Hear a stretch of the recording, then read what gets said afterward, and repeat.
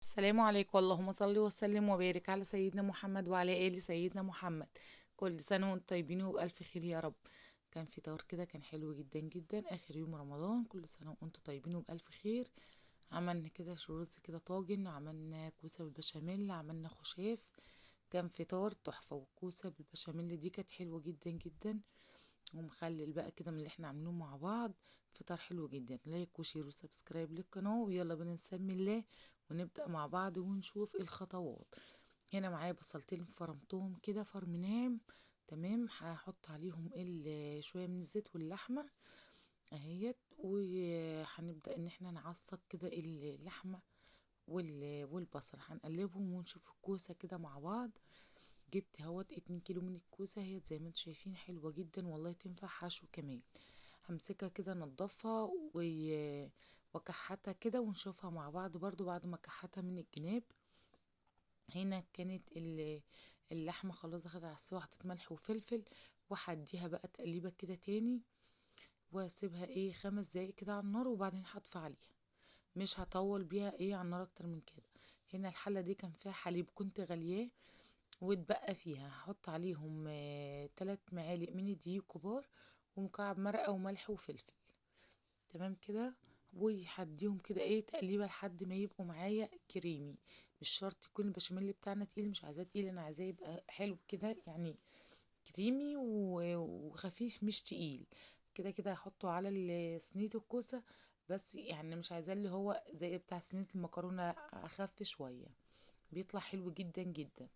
جربوا صينيه الكوسه بالطريقه ديت، حلوه جدا جدا. طعمها بجد كان خرافه. تمام.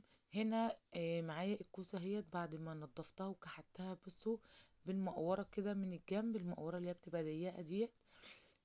عملتها كده بالجنب، ظبطتها. وهنا البشاميل اللي كان بدأ ان هو يرفع معايا ويغلي اهوت كده على النار. يبقى احنا كده خلصنا اللحمه المفرومه، عصجناها وعملنا كده البشاميل اللي معانا، والكوسه نضفناها وكحتناها كده من الجنب. يا دوبك هنقطعها كده برضو حلقات، وهنشوف مع بعض اهوت حلقات كده بالجنب كده بتطلع حلوة جدا، وكمان شكلها بيبقى حلو. رفعتها على النار، وهحط لها كده معلقة كبيرة من السمنة، واديها تشويحة.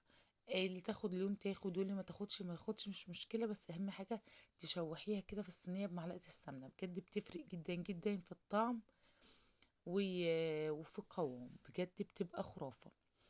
ايدي كده فيها في التقليب، بتاخد لون واللي ما بتاخدش مش مشكلة، بس زي ما قلتلكوا ان هي تاخد كده تشويحة كده على النار، بتديكي ريحة بجد خرافة، وطعم وقوام حاجة حلوة جدا جدا، بجد تحفة.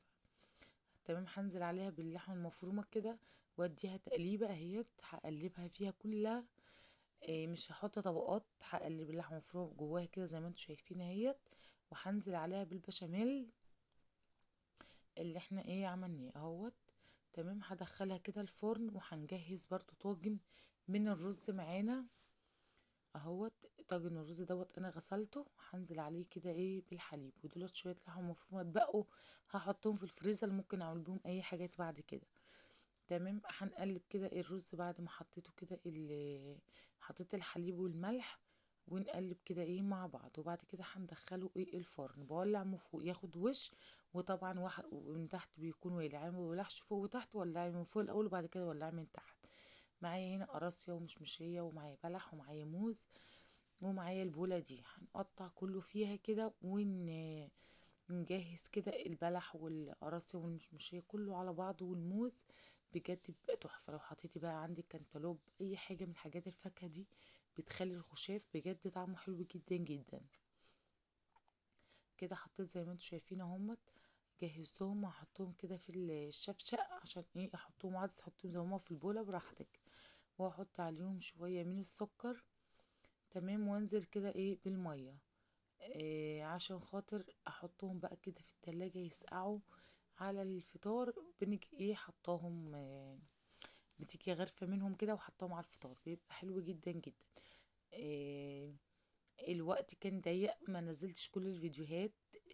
دوت الفيديو دوت والفيديو ده كمان، بس اللي ما نزلوش وخلاص كده. دي كانت فيديوهات رمضان يعني. وكده صينية الكوسة خلاص استوت وطلعت من الفرن، زي ما انتوا شايفين لونها بجد يفتح النفس، حلو جدا جدا، وطعمها كمان كان خرافة. وطاجن الرز اهوت ملهوش حل، الاتنين كانوا حلوين جدا جدا ما شاء الله. تمام. الصينية حلوة، طعمها حلو، والبشاميل بتاعها خفيف وجميل جدا جدا. الاتنين كانوا حلوين، وطاجن الرز كمان بمسك كده المعلقة وبغرس فيه، وبتحسي انتي الرزاية نية او مستوية من المعلقة. لو ما حسيتيش طلعي حبيتين رز وشوفيهم مستوية تمام، مش مستوية حطي رشة من المية، والسمنة بتاعتك والزيت زي ما انتي حابة، يعني تحطي له ادام ايه، دي حاجة ترجعلك انتي، المادة الدهنية ديت سمنة او زيت، او مفيش خالص برضو براحتك.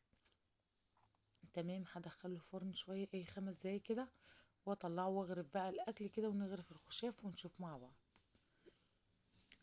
اهو كده بعد ما طلع بقى، بص لون الرز تحفة ازاي، حلو جدا. السمنة مع الزيت بيخلي الرز، الزيت بيخليه مفلفل وحلو، والسمنة بتديله طعم حلو جدا جدا. وده الخشاف بتاعنا بعد ما هو غرفناه في الكوبايات، والكوسة والرز والمخلل. يا رب الفيديو يعجبكم، استنوا فيديو جديد، كل سنة وانتم طيبين.